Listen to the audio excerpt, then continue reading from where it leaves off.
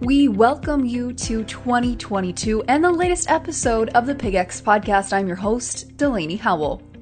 Now, if you'll recall to last month's episode, we've been starting to share some post-swine survivability conference recaps. So if you haven't listened to episode 7, I would highly encourage you to go back and check that episode out before diving into today's. To share a quick update from last month, back in October of 2021 was the International Conference on Pig Survivability held in Omaha, Nebraska. Nearly 500 folks attended the 2-day conference, listening to various speakers and sharing ideas on how to move the needle when it comes to swine survivability. For the remainder of Season 2, we'll be bringing you specific speaker recaps, but today, we wanted to hear a few high-level summaries that happened at the end of the 2 days about ideas in the swine industry worth sharing. We start with day number 1 and Dr. Noel Williams. The title of my presentation is What Did You or We Hear Today? And all I can do is tell you what I heard today. I don't know what you heard, but I'm going to try and be concise because I know it's been a long day, but I'll tell you what I heard. And a lot of good information, a lot that was thrown at us. Very from the beginning, when Dr. Ross talked about how much the industry has changed since 1970 to 2020, 50 years. And I'm almost 54, so about in my lifetime that we've increased our production by 200% when he measured that in pounds per sow.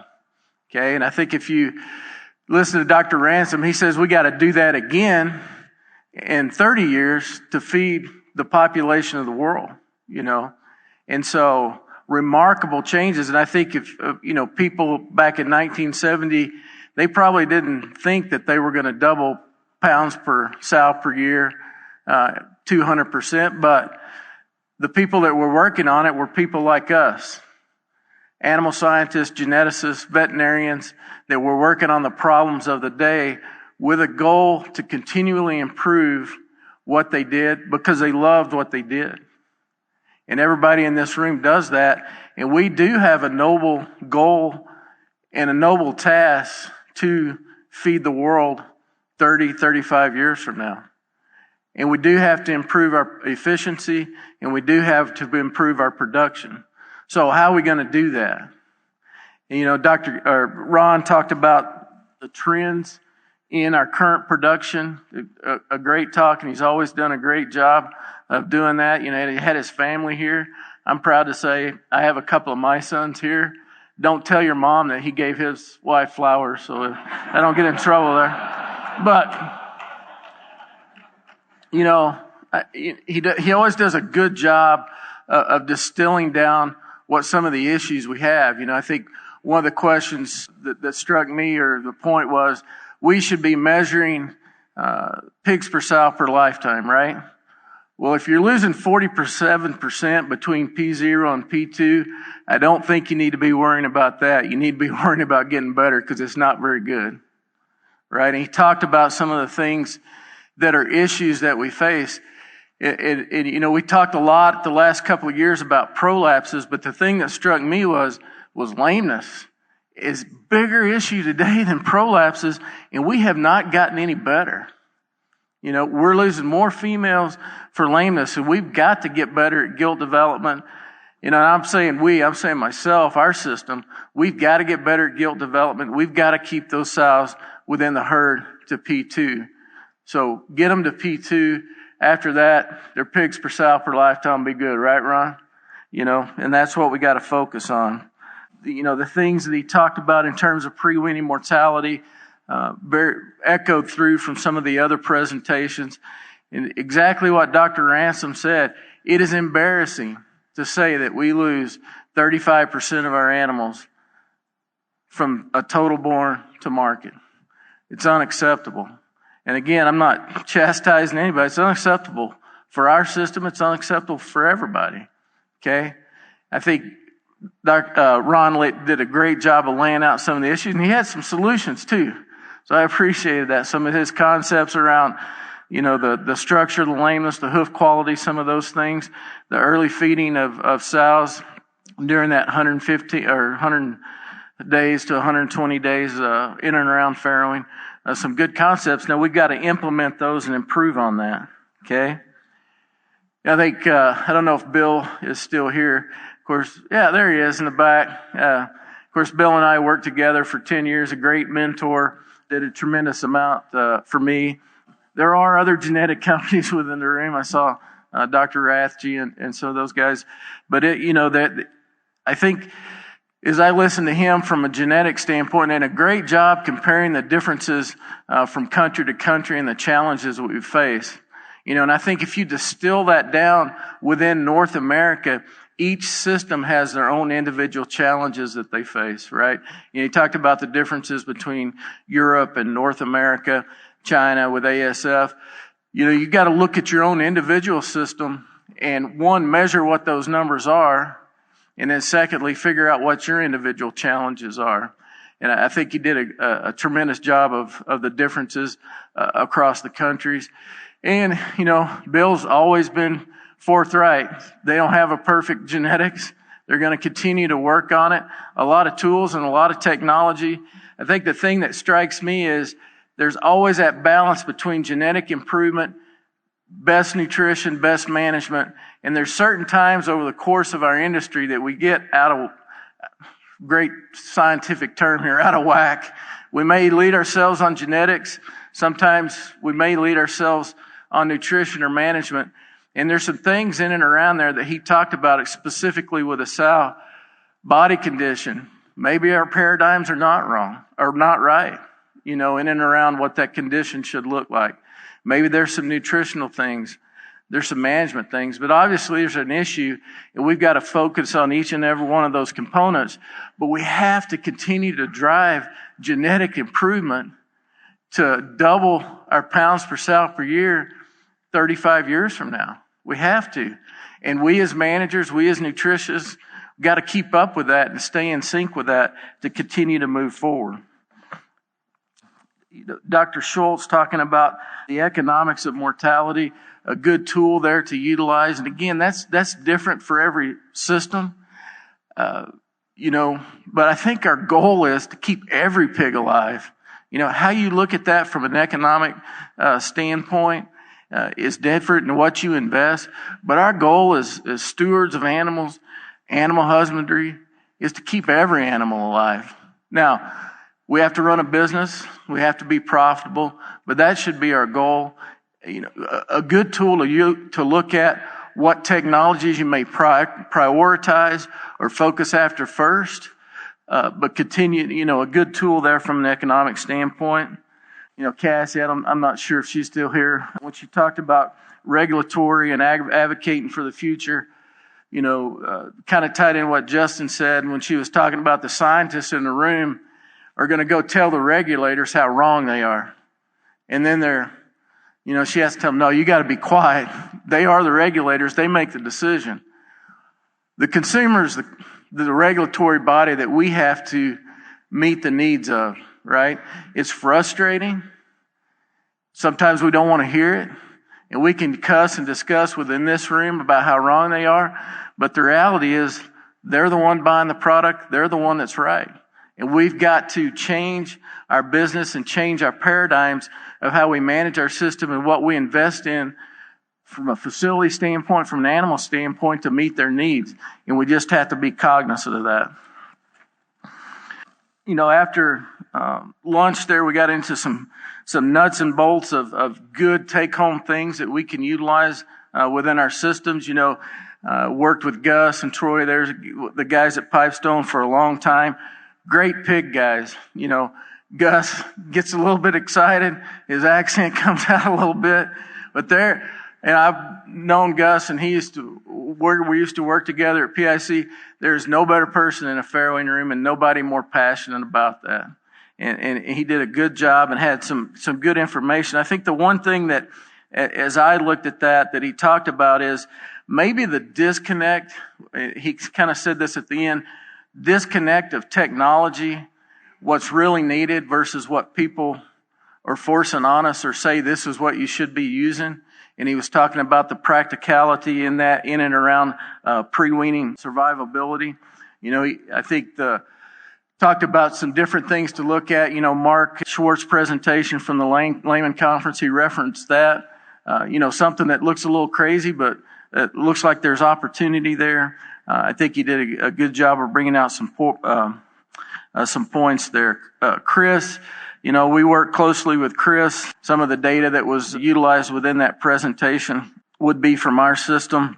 Chris has always done a good job of blending academia with field research and some of the things that he had to offer to us from a practical standpoint about how we can improve wean-to-market mortality.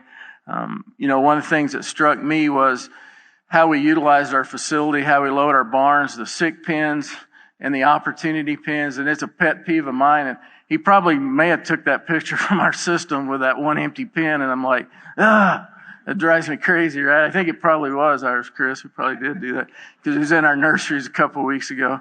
But that's a pet peeve of mine. But it's our responsibility as our group to make sure that we're not doing that. And how those things happens in systems sometimes. We use I do it's the pot roast recipe, right? You guys ever heard this about the pot roast?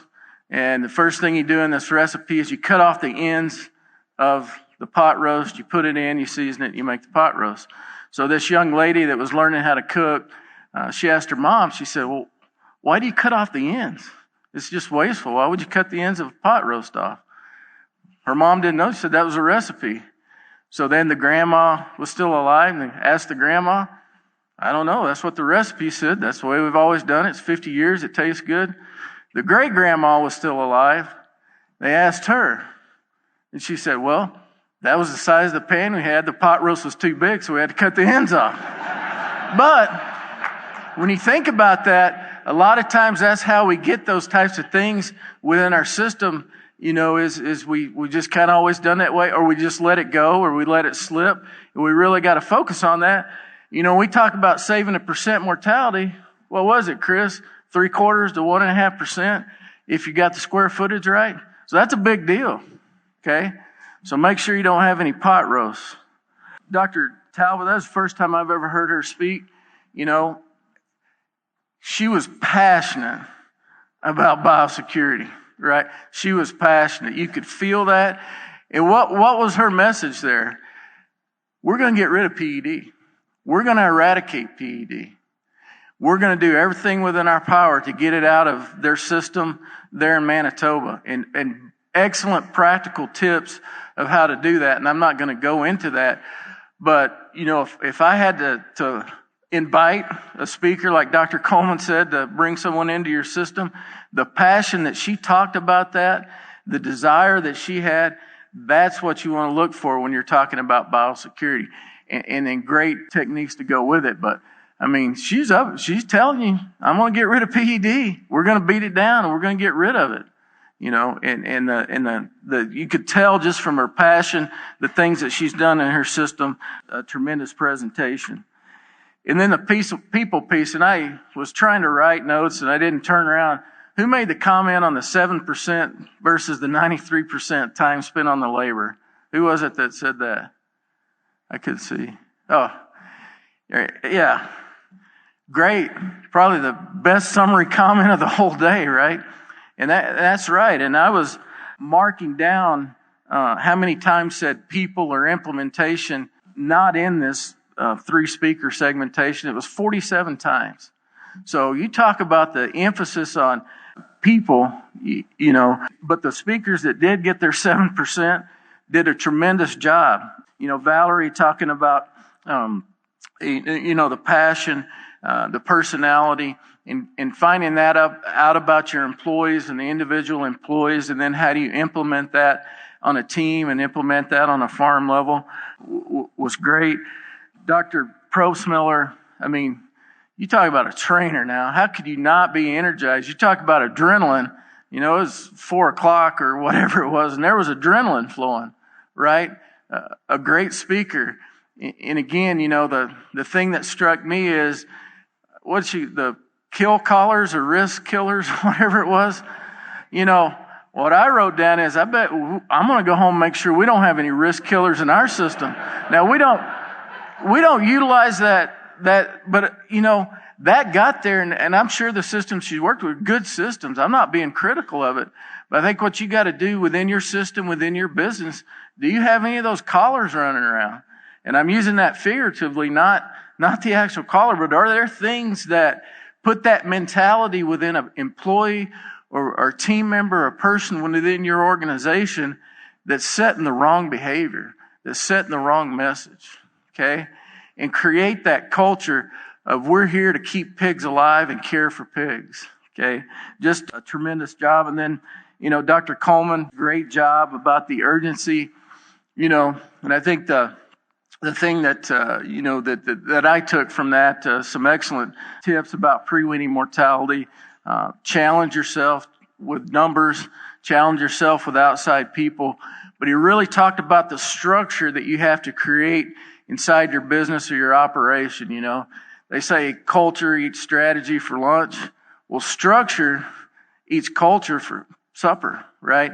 If you don't have the right structure in place, you can say you have a good culture, but if you don't have the right structure in place to remove those obstacles from an ownership level, to have that, the supervisors to instill that culture, it's not going to happen. So you have to have the right structure in place. An excellent job there. And then, Dr. Ransom talking about sustainability, ESG, and those are things that are, difficult perhaps to talk to you, but he laid it out. That's the challenge in front of us, and that's a challenge that we have to face, but that's what we do. There's not anybody in here that's going to say that I'm going to do something bad for the environment, or I'm going to do bad to somebody from a people standpoint or community standpoint, from a social standpoint, or I'm going to create a governance that's bad, okay? Now, we may have a little bit different definition of that, but that's something that's changing as well. So I really want to congratulate the entire committee that put this program together. I think it hit on tremendous things, and it was great. And so we got to come back tomorrow, and I think the challenge that I wrote down to think about tomorrow is, one, obviously the people. We talked a lot about today innovation. And so, as you think about that and the challenge, how do we continue to create that innovation, a mindset of innovation within our business, as well as the application of that innovation? I think that's a challenge to come back. And then tomorrow's program is going to be geared around discussion, right? So come prepared. In each one of these sessions, there's an open session to talk about failures, successes, transparency. We've always been good about that in this business. But bring forth ideas to others within this group, to the people that are here from a university standpoint, of ideas to create that innovation to help us to continue to improve sustainability. So think about tonight, think about it in the morning, but come prepared to have that discussion, have an open discussion, and try to get better to improve on a performance that we need to improve on. Dr. Williams made some great points when it comes to general swine survivability there, and helped us summarize day one of the conference, but we have more to cover. So let's turn it over to some of our other speakers as they share with us a recap of day two, starting off with Dr. Mike Tokash. First off, as I start off, I really enjoyed this morning that it allowed us to highlight just a few of the graduate students and undergraduates that have been involved in the projects. And I hope that you got the same feeling as I did in terms of the quality of individuals that we're able to work with. And I think in the two sessions I was in, we saw 6 of the over 60 students that have been involved in actually running projects as part of this grant. And I think that's been certainly one of the highlights for me as somebody at the university level, watching that growth in those students. First, on the pre-weaning survival session, just give you highlights for those that weren't in that pre-weaning session. One of the grad student projects was on providing enrichment using a milky cheese flavor on ropes to increase pig interaction with those ropes. It allowed them to do that and pull the piglets away from the udder in order to, from that day 2 to about 6 of after they were born, to try to reduce mortality. And they were able to successfully reduce mortality with that, an area that obviously we need to do more work on to try to, before we take it out into practice. But I think taking that into bigger numbers is certainly worth looking at further. Also, the area in pre-weaning survival, there's a couple nutrition trials. We heard a little bit yesterday about feeding sows more frequently, and the work that Kia shared with us about how often we feed that sow before they farrow, and whether we do them ad lib or multiple meals per day. We're able to reduce the pre-weaning mortality and farrowing assistance with more frequent feeding, as long as we don't feed them too much. And I think that's really the answer that comes out of that research is feeding multiple times per day has been beneficial. Going ad libitum, you can create other issues potentially.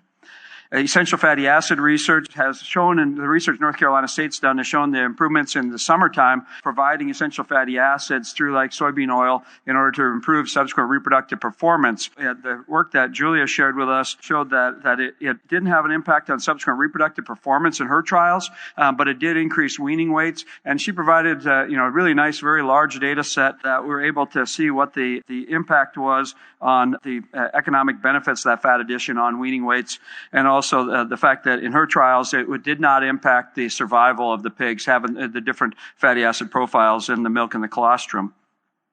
And then some of the work that Purdue's done on getting pigs away from the back of the sow and to the udder showed very nice work about able to get them to suckle quicker than if they were at the back of the sow, and their temperature drop was less, or they got their temperature to recover more quickly by getting them up near that sow and getting colostrum intake.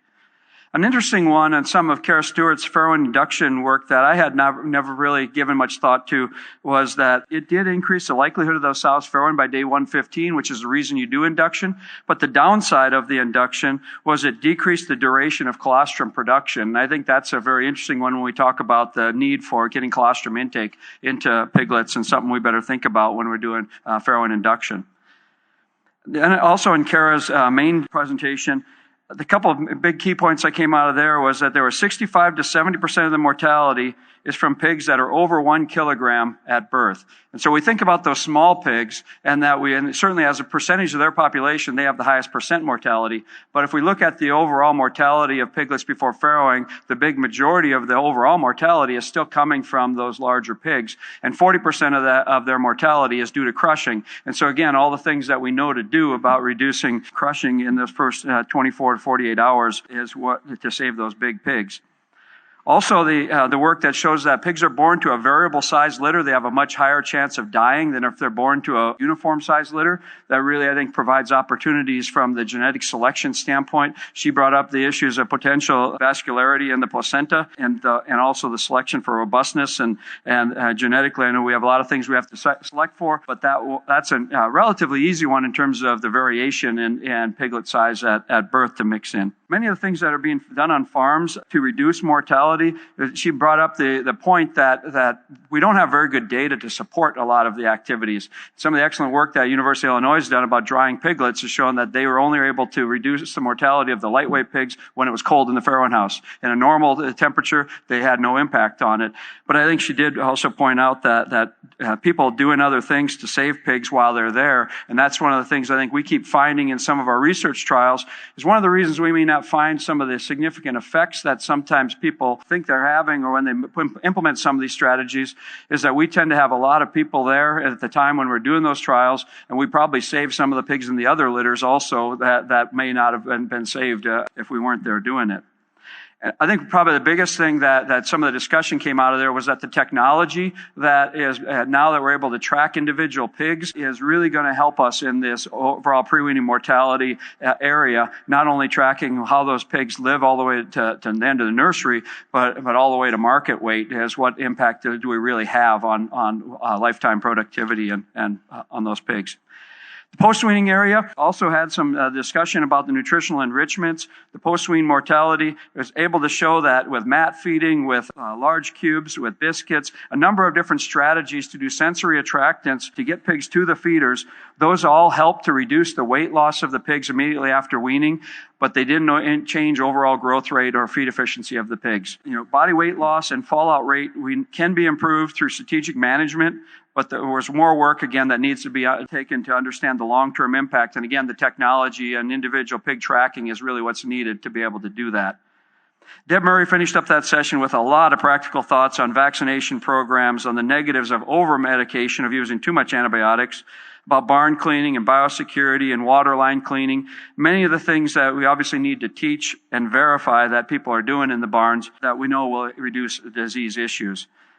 There was a number. Thanks, Mike. I had the opportunity to sit on the sow mortality, breeding herd mortality presentation. Dr. Ross's graduate students, Jamie and Zoe, and again, I echo Mike's comments about being able to hear the graduate student work and how invigorating that is to see the research that they've done and have them involved in the industry. But they did a great job of continuation of the work that Jason started with a POP study, looking specifically at some of the changes in the microbiome in a control farm and a farm that had a higher incidence level of POP scores and perinatal scores, and being able to detect some differences between the two in terms of changes in microbiome.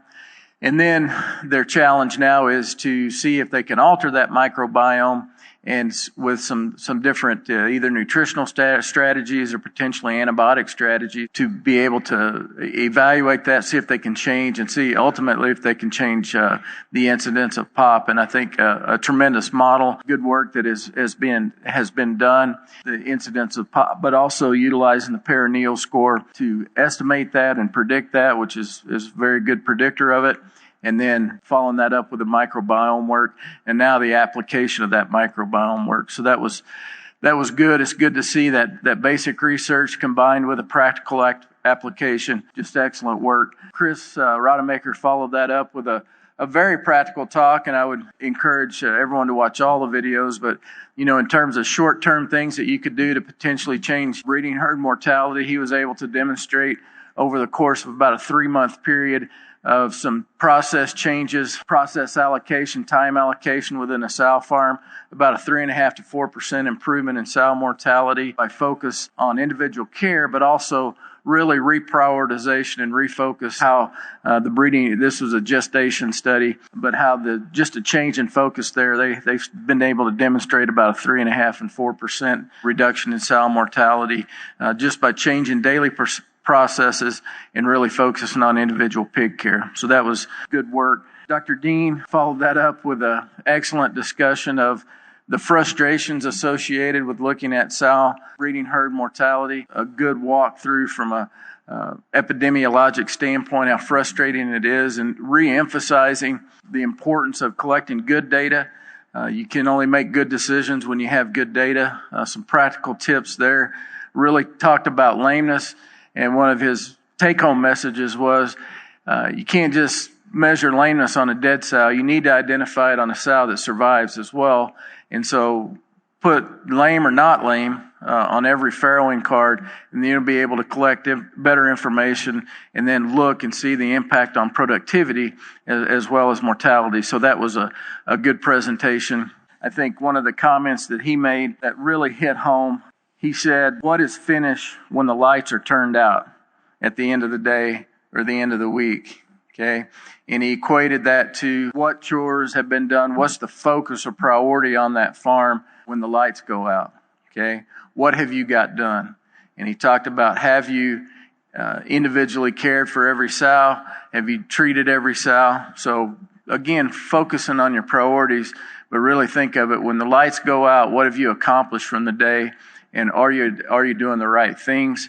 And then one other point on the studies that they did and demonstrated from the graduate student work was a study done in collaboration with a cactus group looking at BMD and potentially changing that microbiome and influencing prolapses. Did not have an impact on prolapses, but interestingly had a significant impact on stillborn. So I would encourage you to look at that data. We also had the opportunity to sit down on the post-weaning mortality from the finishing standpoint. 2 excellent Iowa State presentations. One, Edison from Iowa State, looking at some specific data sets, looking at predictors of grow-finish mortality based upon sow herd status, different diseases, and other environmental impacts.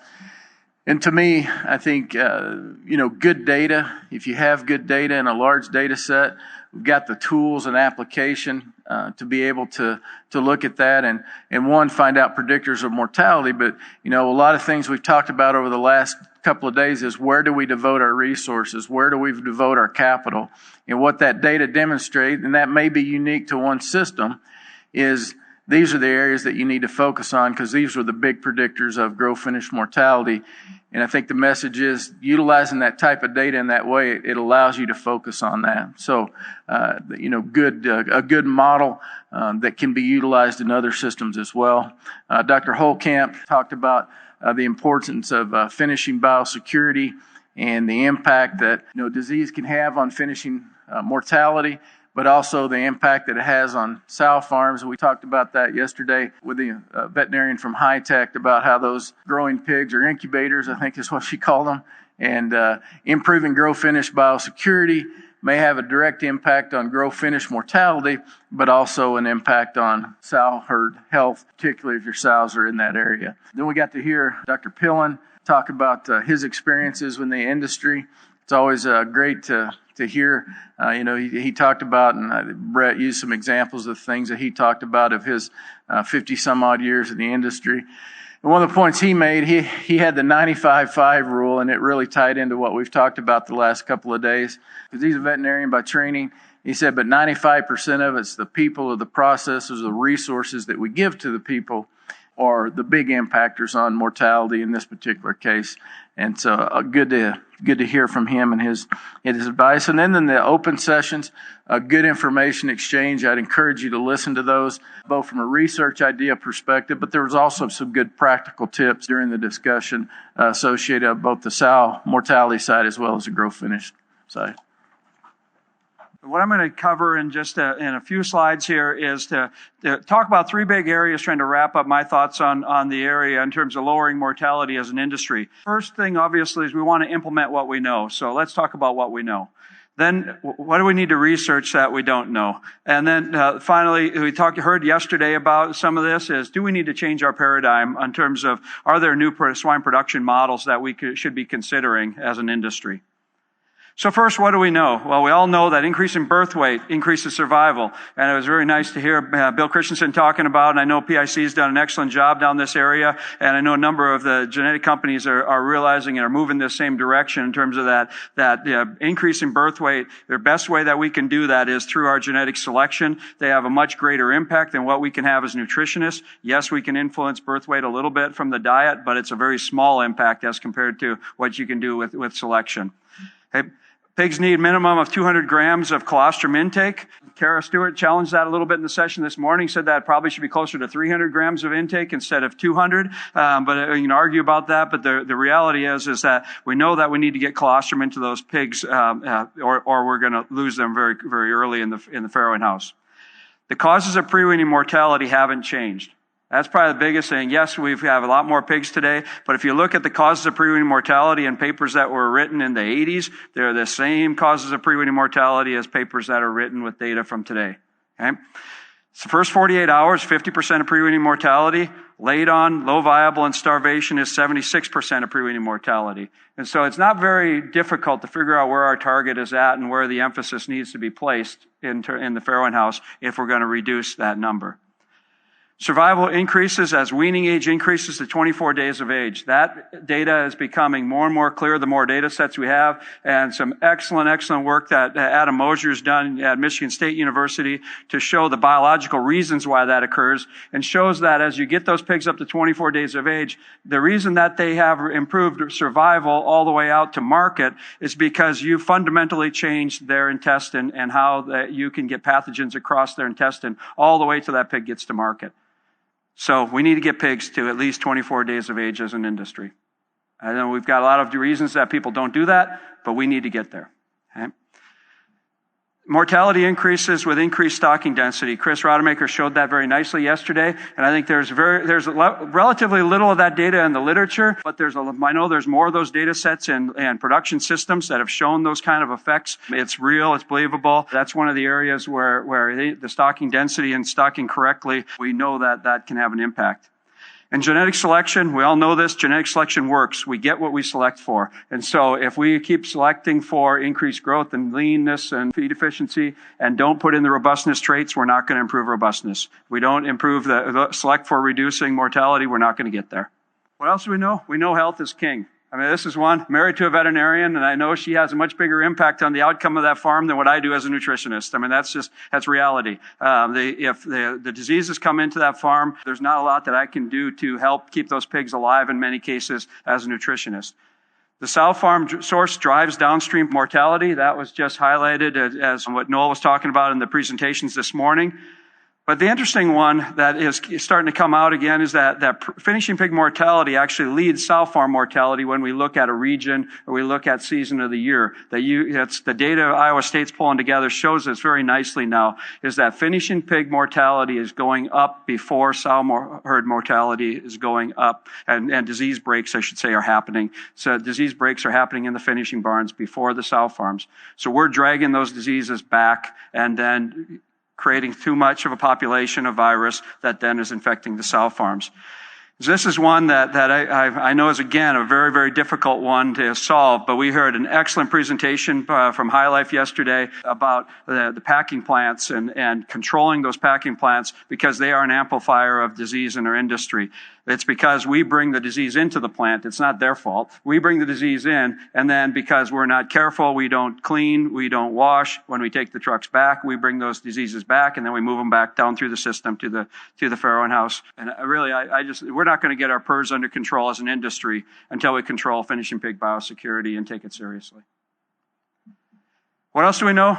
I've heard this several times yesterday and this morning. People are the key. Mortality is really hard on morale. We know that we need to watch our language and our message, and this is one, it's a message for me. I'm not a very feeling type, but it's one that I know this, that I need to be careful how I talk about mortality, how I talk about pigs. I think we all do, that they're a valuable resource that we need to make sure that they are treat them as a baby pig that they are, and not just as an economic unit. And we need technology to focus our labor on high return activities. And this one, we've done some of this as an industry. I mean, going to automated feeding in the farrowing house has been one of the greatest examples of taking people out of that task and allowing them to use their time for other things. We need to continue to innovate to get other technologies. And we need to be the advocate for the pig. And I know there's a number of you in the audience that do a tremendous job of this. And it's one that we need to continue, all of us in the room, become advocates for the pig, because the pig can't advocate for itself. Research what we don't know.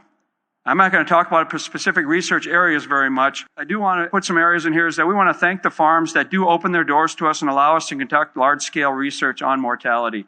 It's been brought up several times that we can't answer these questions in a university setting. We have to do this in large scale in the field. We've got some extremely high-quality students. They are limited on their time, too, and have other duties, but getting them into those production systems is not only good for you having the data collected in your units, but it's tremendous experiences for those students to be in those units and see what happens firsthand. And for many of them, it's their biggest time other than an internship that they spend in a unit. Graduate students and undergraduate students are really the key for us in solving a lot of these industry issues, because they are going to be the leaders of tomorrow, and so we need to keep getting them exposed. And then the researchers in the room, I know a lot of you know this already, but we need to keep partnering with systems to test in these large-scale real-world situations. The Sow Prolapse one, what Jason Ross has done, I think is a tremendous example. No, we don't have all the answers from that yet, but we've learned a tremendous amount that we didn't know before, being able to open up the doors to an awful lot of production units around the country. And then the discussion on technology to tracking individual pigs. I think we're going to have to do this on a much bigger basis in a lot more farms in order to really understand what's going on with the pigs, so that we can track them all the way to market and see where that fallout is at.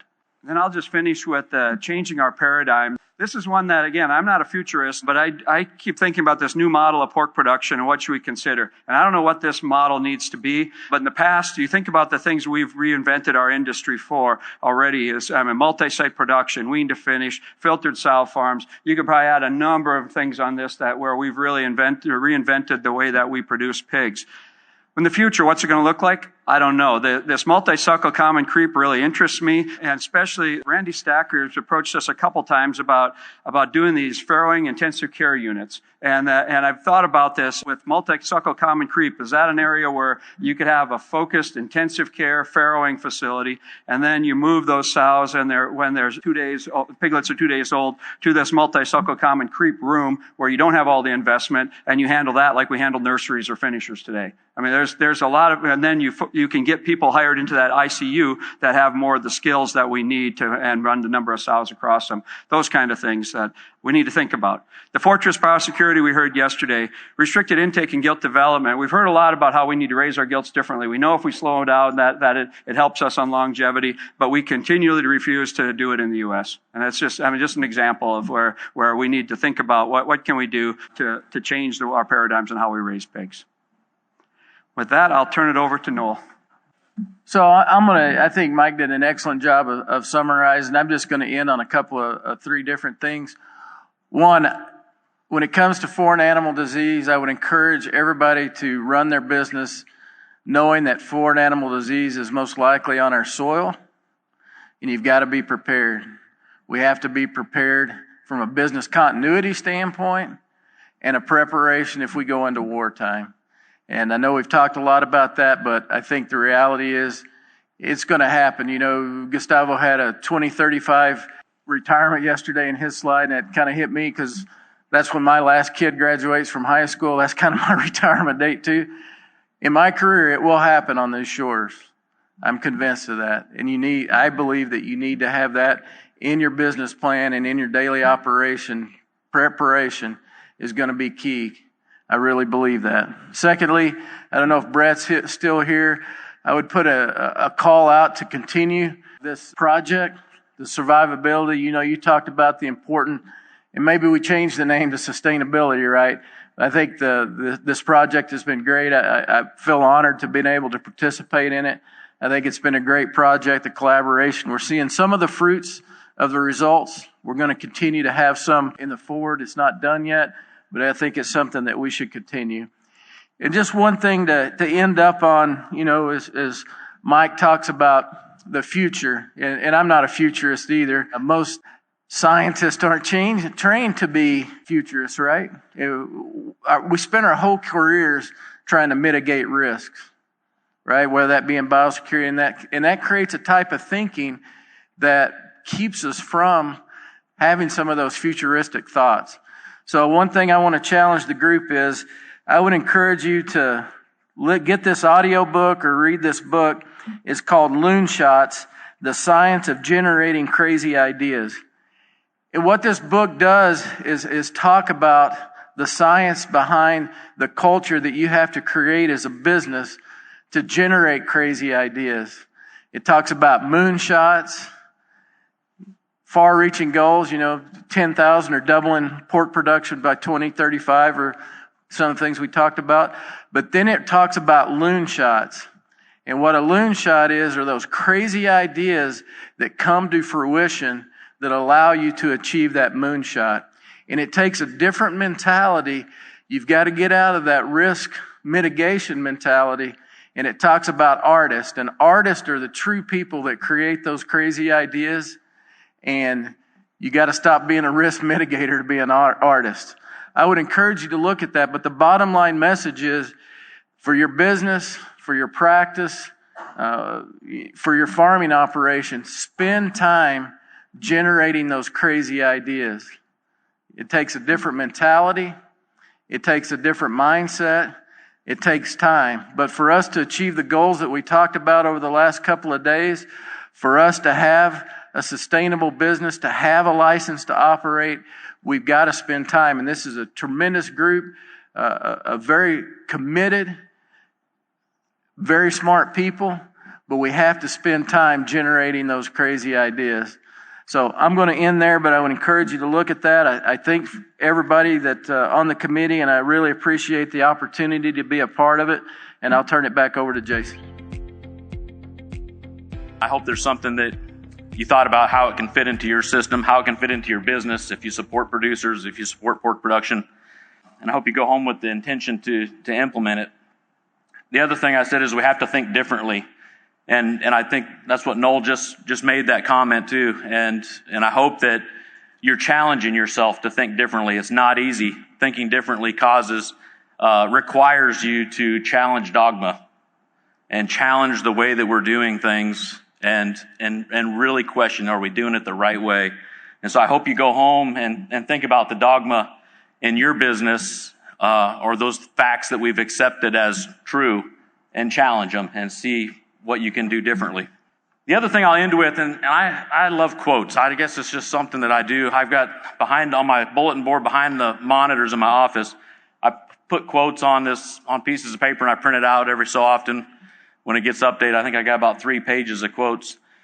And so as I was thinking about this conference the last few days, a couple of things, that I've heard. One thing was my baseball coach. He always said, anything worth doing is worth doing right. And that just keeps coming to mind, right? How much we do, all the stuff that we do in a barn, in the lab, in a conference, anything worth doing is worth doing right. The other thing, a guy named Mark Munoz, when I was in Stillwater, Oklahoma, I went to the same church as him. He had graduated and was working with John Smith because he was a 2-time NCAA champion and wrestled, I think, at 195 or 197, something like that. And I remember him saying one time, the way he approached things, he went on to be an MMA fighter, by the way, and was pretty good at that too. But I remember Mark one time saying, if you make your weaknesses your strengths, you won't have any weaknesses. So when you think about where our vulnerable points are as an industry and in your business, where those weaknesses are, consider putting the effort into making those your strengths. The other one, Rick Warren, if you've ever read The Purpose-Driven Life, Rick Warren is one of his quotes is, when it's all said and done, more will be said than done. And that one, quite honestly, resonates when I think about conferences, because there's a lot said and how much is going to get done when we leave. So keep that in mind. And then Ralph Waldo Emerson's another one. He said an ounce of action is worth a ton of theory. And so we can talk about a lot of things, but putting something into play is what really is going to make a difference ultimately. So an analogy to that is, I think we had some football analogies the last couple of days, so I'll give another football analogy. And could you imagine if you were a coach of a team and you had 100 players on that team, you had, weight training staff, and you have guys that are drawn up watching film, you got students, you got recruiters, you got, player development, and just all the effort that goes into that. And then you get there on the field and you got fans, and you run up and you have the huddle, the center's rack in the huddle, and the quarterback comes up there and calls the play, and then they walk off the field, right? So the point is, we need to be thinking about what plays we have, and we need to be designing plays, but we need to run the plays. And so that's, I guess, the challenge to everybody in this room, whether you're in academia, whether you're in the industry producing pigs, whether you support producers because you're an allied industry, but find the plays in your playbook and see how they're changed based on this conference, and go run the play. A lot of great information there to take in, and we would challenge all of you listening, whether you attended the conference or not, to think through ideas you're going to hear over the next few months and think through ways you can enact change in the industry. If you did happen to miss the conference, those recordings can all be found at www.piglivability.org, and make sure to hit subscribe right here so you don't miss upcoming episodes, bringing you more information and behind-the-scenes looks from the International Conference on Pig Survivability. Until next time, I'm Delaney Howell. Thanks for listening to the PigX Podcast. PigX is a national podcast hosted by the Pig Livability Project partners at Iowa State University, Kansas State University, and Purdue, and supported by the Iowa Pork Industry Center. For more information on the project, head to www.piglivability.org, or to inquire directly with questions regarding the project, email ipic@iastate.edu. Pig X. Ideas in the swine industry worth sharing.